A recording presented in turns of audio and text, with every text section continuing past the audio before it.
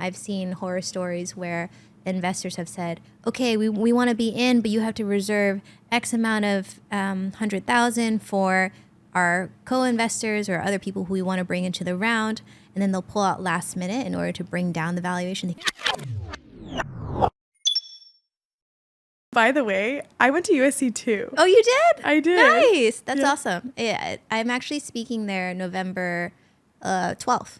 They're having like a Own It conference. I don't know how this happens. I don't know why people keep asking me to talk on things. I don't know how they find me. Because you're doing legit badass things. Also, I need to just talk about Own It for a second because I went to that conference literally every year at USC. Oh, you did? Oh, amazing. I don't know if you went. No, I've never been. But it's just a bunch of incredibly badass women in industry and also founders. And I felt like I was able to learn so much from them. Cool. And the founder of Own It at USC, Erica Wenger, is a good friend of mine now. No way. And also one of our investors. So it's like crazy how this like came full circle moment where I had like a snapshot into what it's like to really build a community of really epic women in college, and then now the woman who made it happen at USC is now such an active part of my life. Honestly, it's crazy how that happens. Women are the best. Yeah. They're just the best. It is. So I'm super excited to speak at the conference. I have no clue what they want me to talk about, but that's normally how it goes. I'm like, I'm here. Yeah. You need me. I'm ready. I'm with the girls. I'm like ready to inspire. I don't have that much to inspire with, but we'll find out. It's all here. You just gotta say it. Yeah, we'll find out today. Well, at USC, you did a bunch of things. You did, if I correct me wrong, poli-sci, PR, web development, and cinematic arts, which is like one of the best in the world. Yeah. I'm so curious how all of that came together and built the career that you have today, and how that's relevant in your role as the CEO of Disco today. I think there is just this preconception on what you study is what defines you. And you see a lot of Gen Zs choose not to go to school anymore because it doesn't reflect what they actually want to pursue in their everyday life and their careers. I would say that the journey at USC made very little to no sense. It was more like investing in things that interested me, like film, storytelling, political science. How do you create structure? How do you create infrastructure? Web development. Like, what is the future? What is technology built on? How do you start hacking your way into next-gen technology? And so I've always been super interested in tapping different parts of my brain, figuring out what's interesting, what's exciting to me. And I just naturally fell into the engineering school and poli-sci and PR and film. My parents kept asking me, and they're like, oh, can you just chill out? Like, you just need to graduate. You just need to get there. You should just make it to the end, the finish line. I've always been on this thirst for knowledge and understanding how different sectors or industries work. And it's been a great place to learn it at USC. That's awesome. And that landed you as a lawyer at one moment. So we don't really talk about this too much because, you know, law was a thing of the past. But I ended up in law school. I went to Georgetown. I graduated in 2018. It was one of those things where I felt like a lot of pressure being Asian, as you might have noticed. Your parents are like, you really have very few careers. You can be a lawyer, you can be a doctor, or you can be an engineer. Yep. I didn't feel like I had a lot of options or mobility at the time. And so I ended up in law school knowing that I would be a terrible lawyer. I make this joke all the time that I would look bad in a pantsuit, but I showed up in a pantsuit today. So I'm going to make this joke. I have to come up with another one. You do not look bad in a pantsuit. Thank you so much. But I just felt like the structure and the curriculum from law was so outdated, right? Common law is just built on centuries and centuries of legal precedents. And I realized that there is one day that AI can overtake law. There's a limited window into how much humans can have control over. When you're following logic and rules, this is something that artificial intelligence can be really helpful and impactful for. And it's very cool. I just kind of realized at a very early stage that being a lawyer, being in law was very linear growth, and I wanted to invest in something exponential. Yeah, makes so much sense. And so then you went into venture capital. So then I went into venture capital. Tell us about that jump. It was actually right out of law school, so I learned very early on that I was going to be a terrible lawyer. You know, I felt like I wasn't the right character fit. I took the bar exam, barred in New York. That's cool, but I just knew I would be a bad lawyer relative to an investor, which is someone who talks to founders, sources deals, deploys capital if it fits the investment thesis of the fund. And so I joined an investment fund post law school, and we focused on consumer tech, a lot of media tech. I looked at femtech as well, so a lot of new cutting edge technology for feminine health, feminine care, and a lot of direct to consumer, which was popular to invest in at the time. It was a very different investment cycle than it is now. And it taught me a few things. It taught me that founders are super brilliant. They're really passionate about the world. You know very little about anything until you talk to a specialist, like someone who's building, for example, I looked at a smart pad, which is a biosensor feminine hygiene pad, which would actually track biomarkers in your blood to test whether or not you had high cholesterol levels, you had STDs. And when you see cutting edge technology, it's so exciting to see new things that are going to be brought into our world in our lifetime. And I was really excited by startups because of that. Yeah, that's fascinating. What was it like making that jump? Did you feel imposter syndrome? Did you feel pressured? What did your parents say? What did your friends say? I play this game with my parents where my friends call them or FaceTime them every couple months, and they ask my parents what I'm doing, and they still don't know. They still have no idea. They still have no clue. They said, Elaine is doing something. She's building something, and they get very vague with it. So it's really interesting, especially because when you operate an early part of your life, wanting to please your parents or be there for them, support them, not be a failure, for example, then at some point you flip the script and you chart your own course. It's been really exciting. The imposter syndrome is only if you're pretending that you know more than you do, and I really try not to be in that territory. I walk into things and I'm very honest. I'm like, hey, I know nothing about AI. Let's learn about vector databases today. And I feel like that candor really lends itself to me because people are like, all right, she really doesn't know AI. Like, we got to invest in this now. Yeah. So we also invest in AI at Disco. It's been like a learning journey and an experience to be part of new generative AI research. Is that the hack to imposter syndrome, to just own what you know and you don't know? I don't think. And then how can you be an imposter? Yeah, how can you be an imposter if you actually don't? You're not pretending you know anything. That's actually the best part. Part of it is it's easy to say, oh, I'm an expert in this or that, but especially when, for example, I was 24 and I was a principal at an investment fund. There's very few things that I can contribute, but they hired me because they said, oh, she went to law school. She can do a lot of research on biopharma regulatory stuff, which was true, but also meant I knew nothing about biopharma or regulatory stuff.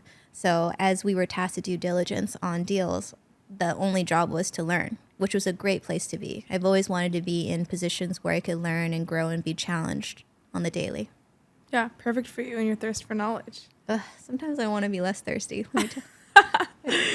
And so now you're a founder of your own company, and you raised $1 million from top funds, which is so incredibly exciting. Tell us more about your company, and tell us more about how you're getting this thirst for knowledge quenched as a startup founder. Yeah, so Disco is actually short for Discovery. We're building an experiential video platform. You can think of it like one-click checkout, but all TikTok style. So you're watching a feed of really cool things you can do in your city, and you see it, you want to buy it, you can book it on the spot. So a lot of it was modeled after original TikTok technology. There's an AI layer on top of it, and also an e-commerce stack that helps support bookings, transactions, appointments, managing. And so a friend likes to reference the Ariana Grande song. Do you remember? Oh, I heard it when you were saying it. I heard it. Right? What did she say? Like, you see it. She's like, I want it. I bought it. Yeah. Can you play that over this track later? Do you have it on you right now? Is it Seven Rings? It's Seven Rings. I'll play it. Seven Rings by Ariana Grande. Please add that in. It's like, I like it, I want it, I got it, or something 100%. Like that. We just built that instant gratification platform. I love it. Right now, we just listed a really cool date night experience, which is a helicopter ride through Manhattan, and then a private driver drops you off at dinner afterwards. So we wanted to build extreme experiences in a city because there's a ton of things you can do at any given moment in New York City, but we've never seen a curation of really high-end designer experiences. So part of the focus will be, how do you have the best date night? How do you have the best girls' night? Being able to make the city more accessible, because so many people come to different cities like New York, London, metropolitan ones, and say, what do I do while I'm here, right? Yeah. The local discovery problem is very difficult. And so focusing on what we would call building out the local experiences category, very different from Airbnb, which I feel is much more for when a tourist comes to, a city, they use Airbnb experiences. We want a local to want to invest in disco experiences. I think that's brilliant. I've lived in New York for several years and I come back so often and I find myself really excited about being here and then stuck with, what do? I don't want to do the same walk through Brooklyn Bridge, get to Central Park. Love those things. I'll definitely come back to it and be excited about it, but I want something novel. And I'm for sure that I have not done everything in New York. There's a million things I can do. You're like, what have I not done at this point? You I really feel like I've done everything, which is not true. Like there are things. I'm gonna definitely use your product. Love it. Incredible. Thank you. Is it affordable though? Because like your girl's a poor founder. I would say there's like a range. There's a range on disco, but the whole idea around where do you start price point wise, I would say we would start in the designer experiences category just because there's so much momentum and movement there. Also, there's more of a viral effect when you produce really high-end things and you can say, hey, did you know that you could fill a hotel room with 1,000 red roses and it's available for you to book with the click of a button? Right. Yeah, that's something that's sort of like the Airbnb castle, where you see that you could rent a full-on castle in Italy on a holiday trip. And that's something that you'll text to your friends and say, should we do this? Haha. Ironically.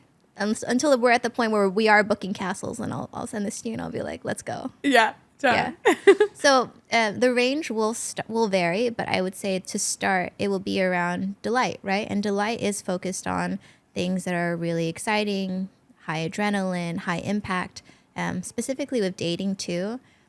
My personal take on this is that men need a lot of help in this category. So really, we're just a push to play option. If you wanted to say, hey, I want to do something very cool. I want to impress someone that I have just met and I'm really excited to buy. How do I make this experience special? Wow. And figuring out how to assist the men of New York City first. They need the most help, TBH. Oh my God. Thank you for saving boyfriends everywhere with your product. Not all heroes wear capes. Literally. And I love that it's built by women and unironically for a lot of men. Yes. To support women and also other couples. To support women, yes. Look, it's love. We love love. We could support all types of couples, but I think just in general, the New York man needs some help. We should just acknowledge who needs the help first. And they live in a city where they can do the most romantic things. Totally. Yeah. But it's not for lack of wanting, but lack of creativity. So there's a really interesting study by Kleiner Perkins around consumer experiences. Consumers are really interested in purchasing more than one kind of experience nowadays. It could be virtual, it could be AI assisted, it could be in real life, but there's an expansion moment around what are people interested in purchasing experience-wise. We're really into this category around how do we experience stimulation, how do we spend more time with our friends, what are different ways that we can do that. And so this is just a growing market it's a multi-billion-dollar industry, but it's interesting in itself just for the New York City locality. 100%. And I do think it's actually important that you're targeting a very niche audience. Mm-hmm. Potentially people who have a little bit more money. Right. And prefer and are looking for these more luxury, unique experiences. Well, I think that's better as a founder is to really focus in and hone in on this specific audience rather than being like anyone can book on this app. Then all of a sudden you're asking this question, how are you differentiating yourself from things like Airbnb and all these other event platforms? But because you've like narrowed down this audience, like super clear actually why you're completely different than all of them. And in my day-to-day life, I actually do use different apps for different purposes. Yeah. I'll use Airbnb experiences if I'm going to a brand new city and I really want that localized tourist experience. But if I'm in New York and I want to go to, let's say, a techno concert, I'm not going to go to like Luma or some like random event app for that. I'm going to go to like the RA app specifically that's doing what it's doing, what's best for people who are looking for that specific type of music. And I feel like that's kind of where disco comes in as well. 100%. I think defining a very narrow user intention is so important in the very beginning days of any company. There's so much consumer market saturation now where companies are fighting for like this little sliver of attention from customers, from consumers. And if you don't figure out a way to figure out that niche, figure out your target demo, you're not going to find them. You're not going to reach them, or you might churn and you might lose them really quickly. It's the wild, wild west with what we would call it. It's incredible to build a company in 2023 because there are so many market forces, be it the economy or app fatigue, lifestyle choices, post-pandemic fervor. There are a lot of things that are contributing to consumer behavior right now. And if you're not paying attention, things are moving so fast. You have to figure out how to get in front of someone at the right time. If anything, TikTok feels like the wild west of what Instagram was 10 years ago. I started my career in hospitality, so I was in restaurants where we would pilot the very first days of influencer marketing. We would invite someone with, 300,000 followers to come into a restaurant and explore have a meal with us. And people would come in next day and say, hey, can I order this drink? And they would hold up a photo of what she had posted online. So that was the first example of digital to in real life connection. And I saw that very early on. And so when I see what's happening now with TikTok and this creator of culture, it's really interesting to see this movement around cross-platform over the decades. I actually watched this TikTok yesterday where someone was talking about how this in-person reality is now becoming undervalued from the online reality. Yes. And this idea of doing stuff to later tune into this online reality, whether that's consumption of TikTok or even doing virtual experiences. How do you think about Disco's future with this? There's a split. A lot of Gen Zs have actually identified that they feel more comfortable with their online persona than their real life one. There's this whole movement around parasocial relationships where we build a connection to an influencer or content creator, someone we've never met in our lives, but maybe live in the same city as us because they've been able to translate personality so well online that we are connected to them. And even so, there's also this movement around in-person connection where a lot of how we go to school, go to work has created more isolation. For a long time, people weren't going to classes in person. They were going in classes virtually, online, or the future of work has reflected that there's way more remote workers now than before. So office space is getting abandoned. There's this weird flip on both sides around online embracing your online self and also wanting connection offline as well.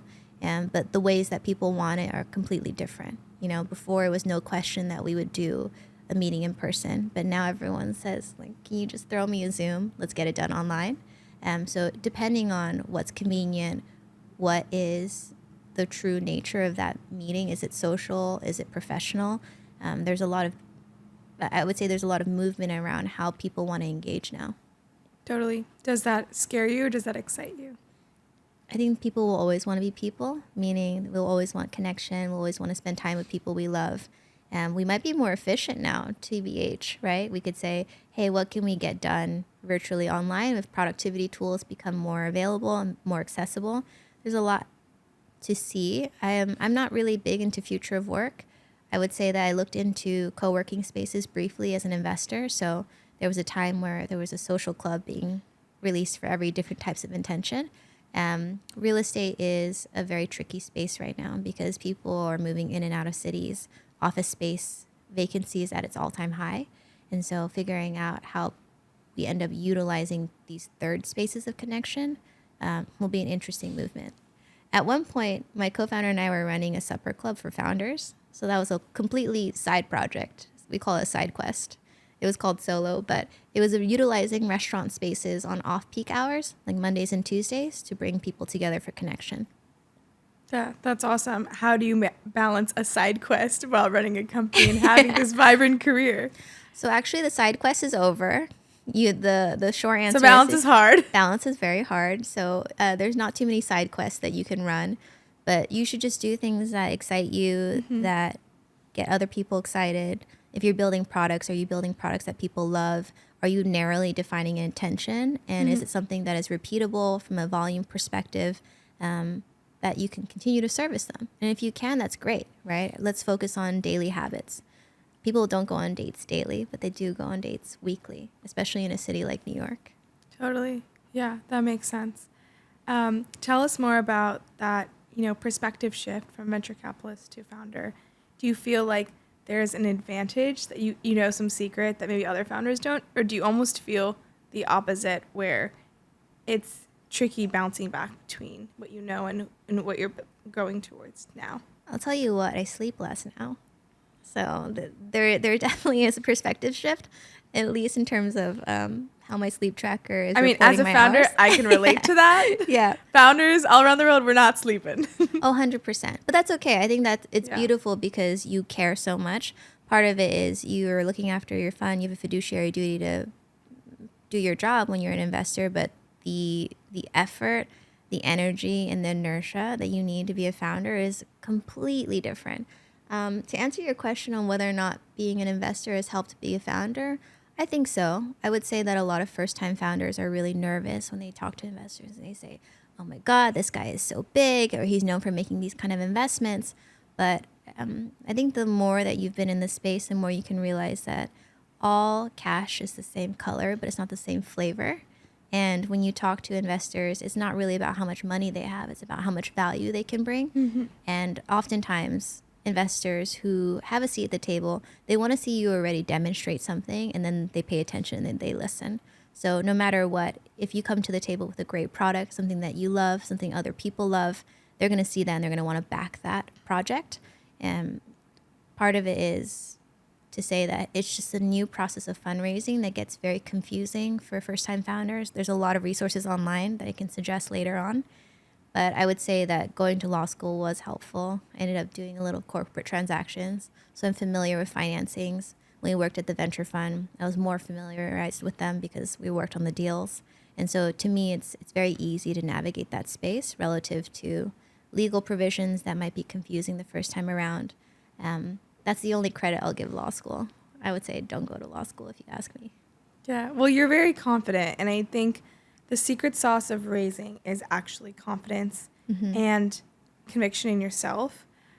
I believe there's infinite capital in the world for anyone and any idea. I genuinely do believe that. I believe the difference between people who never raise money and those who raise millions of dollars is less about how great they are as a founder and how visionary their idea is. It's more about how do they present themselves when it's actually time to have that conversation. And I almost feel like because you've had this insider perspective into VC and you're like, oh, wait, they're just normal people. They're not like these they're my safekeepers friends. of money. They're your friends. Really? Well, that's like that's a lucky perspective to have. Not everyone can say, oh, I've known these people for a few years. So it's very different to have a conversation than meeting them for the first time. But if you think about it, fundraising is like dating. You're saying, hey, I've got something really great. Do you have something really great? Let's work together and figure it out, right? Some of these relationships last way longer than romantic ones. So when you're sourcing someone or when you're sussing someone out, you have to really look at them and say, is this someone that I want to continue working with for years at a time? And you take that long-term approach, but also this idea of an equal exchange. You're not getting something from someone. Their capital is meant to further around business, to produce productivity. So that's exactly what it is. It's the relationships that matter. I really like that you said raising from investors is like dating, because I've heard a lot of stories of founders getting like victim to bad investors who are preying on them. They're giving them a bad deal, or they're throwing in some term in the contract that the founder doesn't understand how to read, or is over promising a value that they're never planning on delivering. And I want more founders to understand and know that there are such thing as bad investors and good investors. Just there's like bad boyfriends and good boyfriends, 100%. And boyfriends that are good for 100%. you and bad for someone else, and vice versa. And understanding that there is this mutual fit. And if you can deeply understand that, I think it's actually a lot easier to go into that conversation with a lot more confidence, because you're actually going in with that mindset of, I'm assessing you just as much as you're assessing me, because I understand that if I don't assess you accurately in this moment, I might actually go into something that would be worse off for me. Because if inherently money is technically anywhere and infinite, you don't want to obviously take infinite money as a founder. You don't want to completely dilute your company. It's really important about, the types of investors. Do you have any like advice for founders, what red flags to look out for, and kind of what preliminary questions they should be asking in all these calls with investors? We could be here for a very long time, but I think the short ones I would give right now are, you think deals are done until deals are signed, but they're really, really not done until money hits the bank. So we completed our first fundraise, my co-founder was like, yeah, we're done. The docs are signed. I was like, no. Wait a minute. Let's wait until the wire hits, right? And so as a first-time founder, I think you should take people for their word, but also approach with a big form of caution. When you get cautionary promises from investors who say that they want to invest, you really don't see it done until it's fully executed, signed, wired, delivered.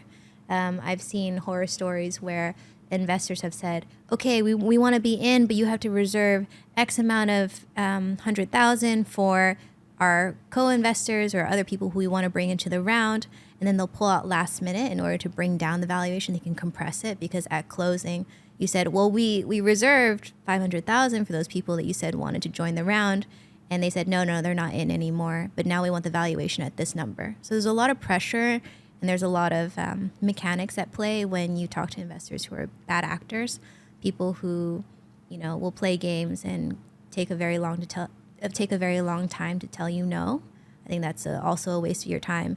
Investors who take meetings and who are not planning to invest but want to learn more about your company because it's helpful to their portfolio, or who have no intention to invest because they're not currently deploying out of their fund, but they might be utilizing your time. So you have to be very precious about who you talk to. This is not one of those things where, you can assume that everyone is acting in goodwill and in good faith, but there are a lot of horror stories. If you kind of like, if you dig down in a couple of Reddits, you'll hear about some things that happen in deal activity that make it scary to be a founder. I mean, there's nothing about this role that is not scary. I like to say that Ben Horowitz was right when he said that there's only two emotions that founders feel, terror and euphoria. And I can definitely say that you feel a lot of moments of terror, especially when it's your first time around and everything's very new. You figure it out as you go. But, why do we do what we do? And are we ready to accept this level of risk? I think that's a question that founders need to ask themselves daily. Yeah. Oh my God. Summed it up perfectly. I now feel less crazy knowing that on a day-to-day basis, I feel both terror and euphoria, like almost hourly. Just ride the wave, girl. Ride the wave. It's terror and euphoria. But hey, it's cool. I think that it's showing that you're living life at some kind of on the brink of your seat, right? Where you can actually make movements and make investments. You take risks. There's no risk without reward. Totally. What kind of gambles will you take in your journey? And I honestly wouldn't want to live any other life. I want to feel all emotions on the fullest, deepest level. You're feeling it. Some people feel nothing, Most people feel nothing. They wake up, they go to their job, they feel nothing, they go to bed, and then they repeat. And then 100%. They kind of come to this moment of, well, what do I do now? And they get stuck. I think we're all due for multiple existential crises in our lifetime, more so in our 20s and our 30s than any other decade, because this is where most of the movement shift happens. But we're meant to question our existence at least a couple times in our life, right? And there's a really great book called The Defining Decade, where the author says that most people experience 80% of their life events before the time they turn 35. So if you think about it, we've got some life to live. We've got some things to do. And by the time you hit 35, you could be like, well, that was cool. That was fun. Now I'm going to chill for the rest of it. Yeah, so true. I mean, we're in our most exciting moments of our life. Like, I'm actually excited about the risk and the uncertainty and the challenge. Like, why would I want to go through this time in any other way? Yeah. I feel like you are someone who's had so many career eras in such a compressed amount of time. I feel like I resonate with that. I was an engineer and a product manager. Oh, cool. And now I'm a founder, but not even a founder of a tech company, like a founder of a media company, which is also very, very far from that space. Also and I almost feel like in a very short amount of time, I've lived so many lives in my career. Mm-hmm. And I feel very comfortable in that. And I feel very excited about that. But I don't know if I'm almost purposely chasing something different, something almost vastly different in this short amount of time because of some novelty or excitement or adrenaline I feel about that. Contrarily, I think a lot of people get in this opposite zone where they get stuck in a career for decades. And in all of that time period, they were never happy, but they feel, this fear of changing or switching or encountering new space where they will be a beginner again. How do you navigate, the one emotion of, skipping too much? Because I do think that there is a flaw to skipping too much, because you can never actually become an expert at anything or really amount to any deep success in an area. But then also, how do you think about, still moving around enough where you're not getting too comfortable or too stuck in a place? For sure. I would say that there is definitely this idea of like loss aversion. If I don't do this and I don't do that, there's a lot of questions you can ask yourself. I think the one thing that's been very helpful for me throughout my life has been this idea of the North Star. You can ask yourself, what is your North Star? And how do you define that, right? Your North Star is, what do you care about? What are you good at? What does the world need? And what can you do making money? Ask those 4 questions and think really hard about what value you add to the world. You have to kind of hype yourself up, right? You can't be like, I'm not good at anything. You have to hype yourself up and say, I have these great qualities. I have these great attributes. I think I can make money this way, and I think the world needs this. And if you can focus on that intention, focus on producing output, that's the number one way you can start to make your way towards that direction. It's always 20/20 in hindsight. You said, yeah, now that I think back, that all makes sense. But as you define your chart and you define your life path, you're just kind of like waiting in the darkness in an open sea. But are you heading towards North Star? You could go east or west. That could happen every once in a while. But as long as you don't turn back, you're not heading south. You're heading in the right direction. I love that you said that. And I think the reality is you're never going to be always north. You're going to have to go east a little bit and west a little bit, and then get back to the right track. Detours. And like, that's normal. Take a little field trip. Normal. Make a pit stop. Go pick up some snacks. It's a long journey. You don't have to rush it. Exactly. Part of it is, there's a lot of interesting stats around Gen Zs and millennials doing multiple career shifts in their lifetime. A lot of boomers and Gen X will always stay at a company for years at a time. There's like this ADD that applies not only to our mental space around short form video content, but also to things that we dedicate our energy and our attention to from a work standpoint. There's also an increasing number of contractors, people who are starting companies because they're interested in applying themselves in different ways. I often feel like being a founder, you have to become a generalist in all formats.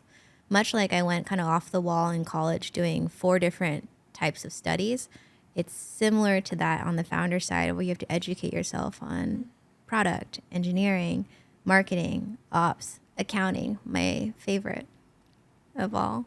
But, let's say that you end up touching different parts of your company on your daily. And some of it's fun and some of it's not. But this idea of ADD can be applied positively, even though it's oftentimes seen as negative. Totally. Well, good. I'm just Gen Z. I'm not crazy.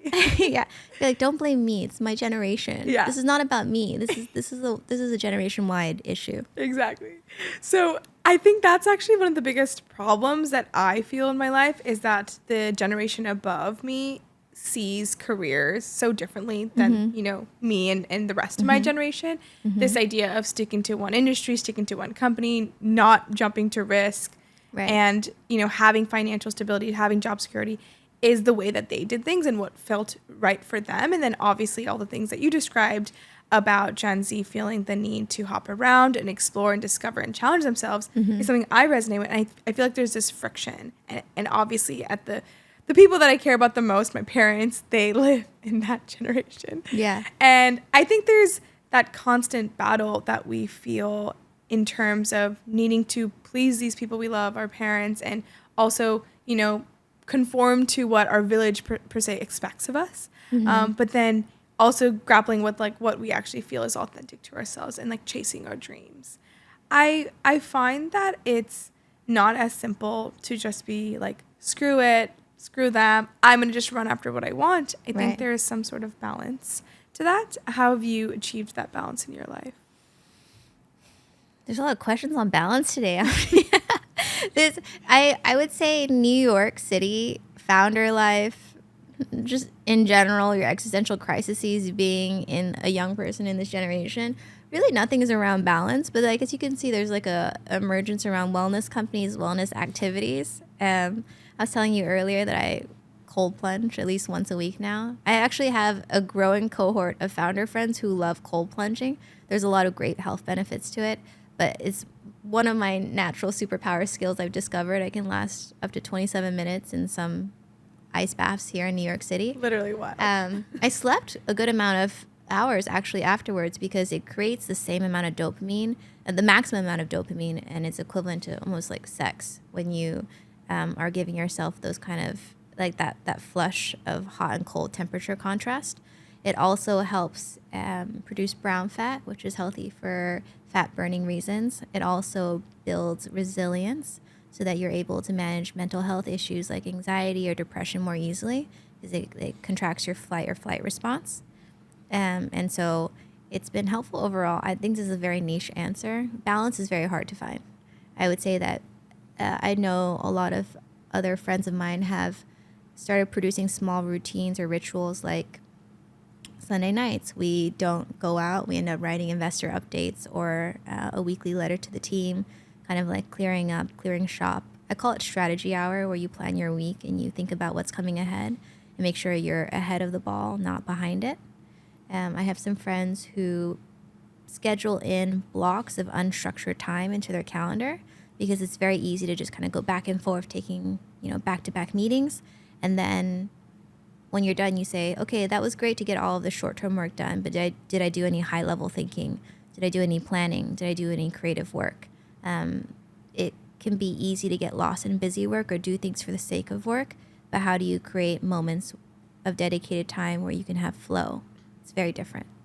I mean, I think as a founder, having those blocks of time and actually zooming out and thinking about strategy is critical. Like, you have to do it.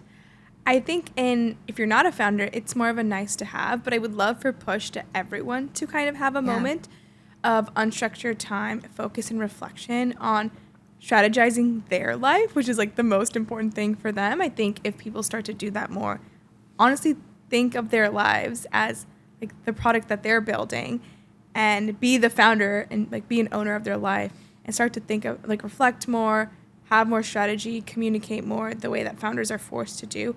I think we can all actually get more unstuck from our careers and be closer to like what do we authentically want to do, that find that like intersection of impact, money, and happiness in our jobs, which is obviously very, very difficult to find. You're not just going to wake up and find it. It's going to come from, like you said, a lot of detours and reflection and thinking about it. You're not going to know what the right turn or like how to get closer to your North Star unless you actually pause for a moment and actually be critical about it. Totally. And by the way, I think this idea around productivity and your work defining you is a very American thing, right? In other countries, the emphasis is not so much on what do you do for work? How are you most productive? How are you adding value to this world? But in Europe or in Asia, it could be like who matters most around you? Are you nurturing your family? You're nurturing your relationships? Do you want to work 3 months of the year and travel the rest of the year for 9, right? There is this focus on productivity and this self-worth being, your value being defined by self-worth that is very much an American paradigm. There's a lot of rejection on this too, with Gen Z saying, you know what, I'm actually going to day quit, or I'm quiet quitting. Is that what they call it? Quiet quitting. Quiet quitting, when you actually quietly quit from your job and you show up and you do what you need to do, but you do the least because it's not actually what you care about. Mentally checked out fully. You're mentally checked out. Yeah. I'm like, should we quiet quit? How do you do that as a founder? You don't. You can't. If you quiet quit as a founder, your company's effectively failed. It's over. And that's kind of on your point of balance, right? There is no balance as a founder. I don't think we should strive to achieve balance. I believe in balance across our life, not in one singular moment. So right now we're in our founder era. We have to do the most for our company. Maybe we're not doing the most for health or maybe doing the most for relationships. There's going to be a time in our life where we do the most for that. And at that moment in time, will also say we'll be imbalanced. Maybe we're imbalanced and we're like giving extra time to our family or extra time to our health, maybe after we're an exited founder or we're in this era of moving to build another company or maybe doing a career transition or whatever that is. And I think that's okay. I think we need to normalize that achieving balance across our life is actually more important than achieving balance in a day-to-day, because it's kind of like what I said of hopping around. If you're in your day, if you're hopping around, you're doing too many things for this so-called balance, you'll never actually achieve anything deeply satisfying or deeply extraordinary, because anything extraordinary comes with like time and effort and energy on an above average level. Yeah. I mean, if you had to quit your job right now, what would you be doing? I just did the whole quit my job. Okay, you're right. To do my dream life, dreaming career. Quit your dream job right now and go do something else. What would it be? Is money a constraint? No. I think I would be a scuba diver. Hot take. A scuba diver. I am obsessed with the ocean. Okay. This is going to be so hilarious. I've never said this out loud, but we're going to say it now in the pod. I literally watch videos of sea animals for hours on YouTube when I'm feeling overwhelmed and tired, like at the end of the day before I go to bed, That's just so literally sweet. to find peace. And I feel like in some era of my life, I will be a scuba diver. Like I've decided. Amazing. And amazing. It's not now. I can't just go run around learning how to scuba dive and like going to all these different oceans and spending all my time there. I have a company to run. But at some point in my life, I won't, or life will be more chill, and I'm definitely going to go do that dream. Incredible. Iconic. So random. You heard it here first. What about you? Avni's going to become a scuba diver. I want to hear your answer. You know what? This is problematic. It's just because I'm not there yet, but I'd like to be professionally funny. I haven't worked on it yet. I'm like still working out the material, but I think stand-up comedy is hilarious. I'd love to do something that is low impact, not trying to change the world, not trying to do a lot, but I just want to bring laughs to the table, you know? And comedians are hard because being a comedian hard. You have to be super intelligent. You have to be a great storyteller. You have to do spins and twists. So if you see me at Comedy Cellar, please laugh. That's probably not going to happen in my lifetime. If you're a Comedy Cellar, you've clearly done something correct. Like, it's actually really hard to be a comedian there. You know what? And so that's what I'm saying. Please laugh. Like, I need all the support I can get. That's the dream, to get on Comedy Cellar. Yeah, I gave a wedding speech at my best friend's wedding a couple months ago, and I planted strategic people to laugh at my jokes just so that, we could get the crowd going. You got to set the stage, Yeah, that's genius. Yeah. Honestly, that's great advice for even when it comes to marketing and building your product. 100%. Like, you got to plant the supporters and then grow from there. Your super fans. Yeah, you need some super fans. Yeah, we made some confessions on the stage today. I don't think we should quit our jobs anytime soon. But, I could see you in the ocean. You could see me in the ocean?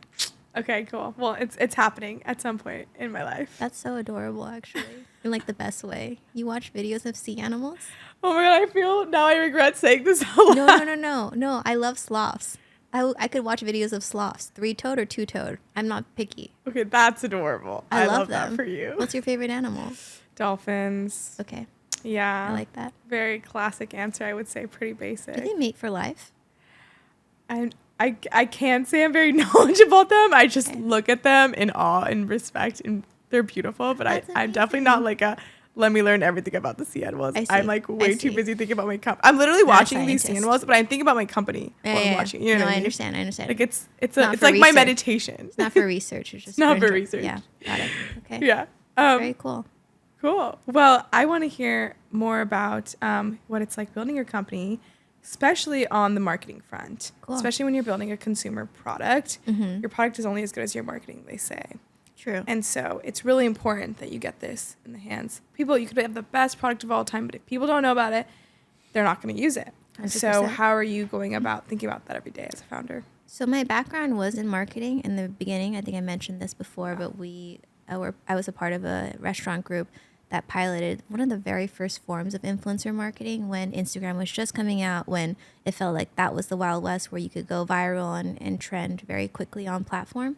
And I saw very quickly this direct conversion around people-centric, person-driven content versus business-driven, right? So we're past the time of a Condé Nast or a magazine being like the most credible form of media. The most credible form of media is some girl that looks like you or me, who you really like her perspective, you like her style, and you like where she goes. That's the most valid form of credibility now. And the parasocial relationships we build with people who we think are just like us or we aspire to be just like them is the most strongest converter of whatever lifestyle, whatever product they want to sell, that they want to bring audience exposure to.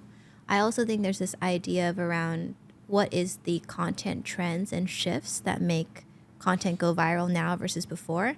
Instagram had this time of like aesthetic beauty around what they were doing. It had to be perfect, Instagram worthy, take multiple shots. Now you're seeing this like reversal in that culture trend with TikTok being about what's raw, what's grungy, what feels like it was shot in your grandma's basement.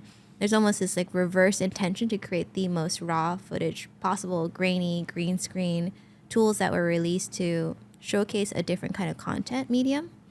I think marketing is a huge part of any company's growth. There's also this idea of word of mouth, right? Is your product itself so nice, so cool, so fun that you want to tell all your friends about it? There's also a division of product that's called product-led growth, around being able to hack your way into growth by introducing really cool features, which are invite your friend for more access to blank, or do you want to skip the wait list? Do it with your friends, invite 2 people to come with you. And those are really interesting features or twists that are good at creating more momentum and getting more acquisition and getting more exposure to your company. So depending on what you invest in, you have to invest in all 3. Figuring out how you build that momentum is very difficult. So it always goes back to, what is the product that people love? Disco started with this product called Skip the Line. And as a woman in New York City, you have to know about this company called 260 Sample Sale, where they do sample sales for luxury brands. They've done Prada, they've done Dr. Barbara Sturm, Nanushka, Reformation, Daniel Guzio. Just name a fashion brand that you love, and they've done sample sales, which are essentially basically extreme discount sales where you can get retail merchandise for 80% off. And because most brands are based in New York City, all of their warehouses, all of their stock in their store are here. They actually have a sample sale location nearby here, and also in the flagship in Flatiron. And so we invented a product called Skip the Line for a 5-hour sample sale line where girls could just flash a pass with us and walk straight in and skip the 5 hours in the sun, sitting on the sidewalk, bringing your book. We actually tagged on to a couple of TikToks where a girl would post and say, a girl attacked me at the sale and broke my wired headphones because she was fighting me for a corset top at the Meow sale or something like that. And we stitched on a video to it and said, you didn't have to do that. You could just download Disco and use the Skip the Line pass. And that video went viral for us. So being able to tag on to cultural zeitgeist pieces that really resonate with a very specific generation or a very specific slice of a population, and it hits really well, especially for something like TikTok. First off, please do not fight anyone. Like, it's crazy that her wired headphones got broken because they're fighting over the same piece of clothing. But, second, I think that there is this idea where you can create magic with the right kind of partnership. So we're very lucky with our partnership with 260. It's been a major viral growth momentum for us. And every time we post about it, we generally go viral. We spend $0 on paid. I don't know how to run paid ads, so that's partially the reason. But being able to create stories and pieces that really resonate and hit to an audience that's very specific is it's not just a nice strategy, but it's like the only strategy I think that you can produce in marketing. Now that I think about it more, TikTok has been such a really interesting vehicle for growth because it's challenging us to think about how to market differently, how to reach the right customer. Our customer profile ended up being a 26-year-old female in Manhattan and Brooklyn. So our data is showing us that we own that New York City girl. She's working in the city. She loves fashion and she hates waiting in lines. That we know about our customer. Everything else is You just described me. That's amazing. Literally. You belong on Disco. I do. We'll see you there. Yeah, definitely. Cool. Well, what advice do you have for aspiring founders out there who want to take the plunge, build their dream products, dream companies? So Esther Perel is a really amazing. She's a sex therapist, love coach, just someone who writes a lot of interesting content around relationships. She refers to the quality of life being the quality of the relationships around you, and that actually matters just as much in the founder world. Meaning, when you are building a company, you should surround yourself with the people that you're most inspired by, that you're most excited to see, excited to learn from. And as a founder, you learn the most on the floor in the trenches with people who are doing the same things as you. I always say, misery loves company, but no one said that starting a company was miserable. It's just more that you are experiencing similar amounts of terror and euphoria when you surround yourself with other founders who can teach you tips and tricks of the trade. I've learned more from other founders than I've learned from investors, because their job is to assess a company and deploy capital, versus founders are the ones that really take an idea from 0 to 1. How do you produce a company from nothing? Everything around us, the thing that you're holding, your iPhone, the chair that you're sitting on, it was invented by someone. So if you're in a product category defining for software, for hardware, for media, there are new frontiers being built right now. The more that you surround yourself with the right people who are doing the similar things, you can create that mind share and you grow the most that way. I mean, there's tons of books and resources that you could read online, but the things that you learn quickest, fastest, I think with most value and that feel more meaningful to me are through the relationships I've built, especially being in New York City. I think that's such great advice. They say that you're made up of the 5 people you surround yourself most with. And nowadays, a lot of the time, some of the people in that group of 5 are not actually people you know personally. They could just be a creator or an influencer that inspires you, or that you look to for advice and that you feel connected to, kind of like you were mentioning earlier. Do you have any creators or influencers or people online that maybe you don't know personally that you look up to, that kind of form the way you make decisions and you think about life, and are part of that circle of the 5 people that you spend the most time with? The people, I would say I spend time with the people. I don't have any internet friends that I know of yet. I would have to say that most of my friends are in real life. So I guess it's not the best answer. No, Who do you spend time with on the internet? I feel like there are creators or there are influencers that I will deeply binge, and I feel like I am really close to them, even though no idea who I am. I see.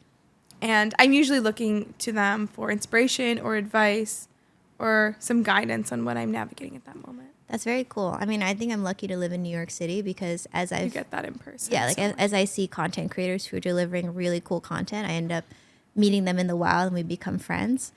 So I used to work in influencer marketing. A lot of my friends in Los Angeles are influencers themselves or content creators. The ones that I know in New York City, we've ended up working with or inviting to disco events. So part of it is really fun to see their online persona, which is they've distilled down maybe a part or a facet of their personality, their niche, like maybe a friend who does really interesting skincare content, fashion content, whatever it is, and seeing a more high fidelity, in my opinion, a high fidelity version of them in real life. That's been very cool to see, because depending on what medium you're on, you're creating a sliver of yourself, and you're creating it for that platform or that intention of that platform. Who you are on LinkedIn versus who you are on Tinder or who you are on Super true. On Instagram are completely different people, and it's cool because they all represent a part of you. But the high fidelity is in real life for me. So I wasn't big on the metaverse. I don't think I will be when it comes back. That's so fair. So then I guess you would say that everyone should move to New York City or a big city in their 20s, if that's 100%. Really the critical way to build relationships with people. Not necessarily. Yes, I think that you can pick a city that has a high concentration of people that you respect, admire, that you want to learn from. San Francisco is a great place to do that if you're building tech. New York is a great place to do that if you're building media, if you're in fashion. And so pick the city that has the highest concentration of people that you want to be around. Find a way to get there. I know it's not easy. I know it's expensive. I know it's really cost prohibitive. But if you show up, you put yourself out there, you're a great person, you're a cool person to hang around, people will end up inviting you to things, and you end up building that network more organically, naturally. I would say on the internet, I put on Twitter, I'm more fun off Twitter. So I can say that I'm definitely not someone who spends more time on the internet making friends. There is this momentum on Twitter or X Corp, whatever you call it, where it's almost like the louder you are or the more angry you are, the more hits you get. And sometimes I just don't feel like I have what that takes to feed that engine. So I'm much more of an IRL person. You got IRL energy, not internet energy. I'm just an IRL girl. Keyboard, it takes more time to type than to talk. So real. Well, if you could go back in time and give your younger self some advice, what would you tell her? I would say trust the process, move a little faster. It's okay to make mistakes. Actually, the best growth moments happen through the mistakes. I would say don't go to law school in DC. I would also say that you think you need to know everything, but you don't. And part of what it is just leveraging the resources around you. So be really scrappy and don't forget to sleep. Don't forget to sleep. Yes. I'm a sleep coach, okay? I'm over here.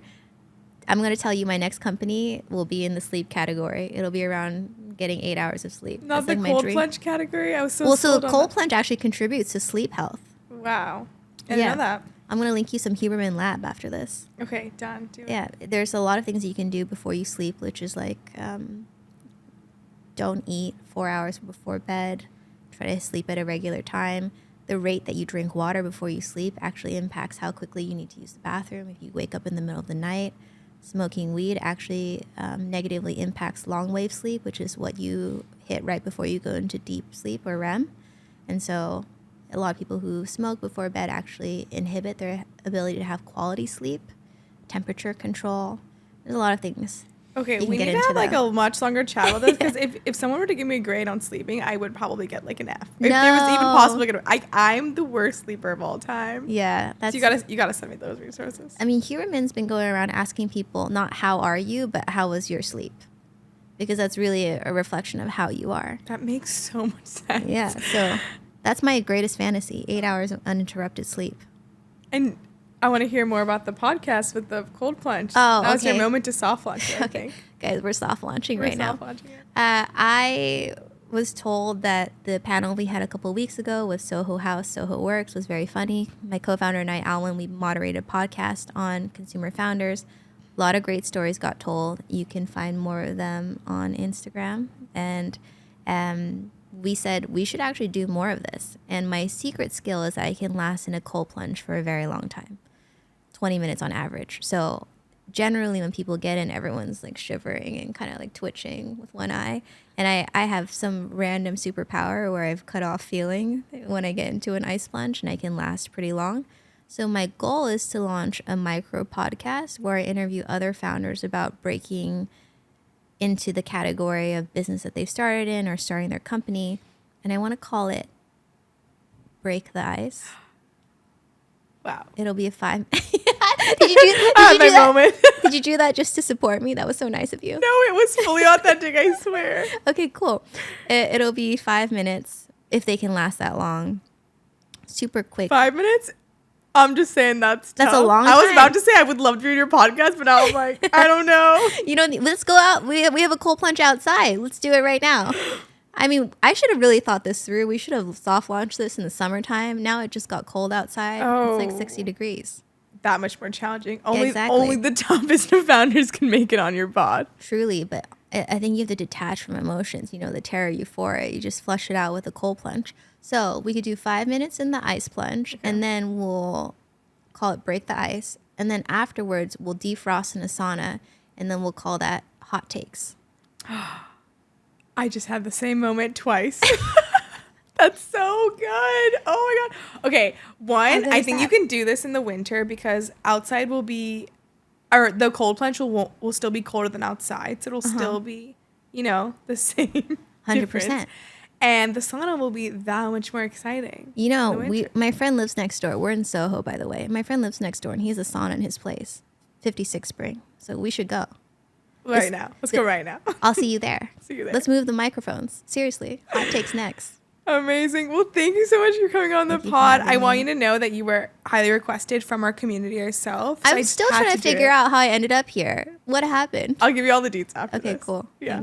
Thanks, guys. Such a good conversation. So happy to have you. Thank you. Thanks for having me.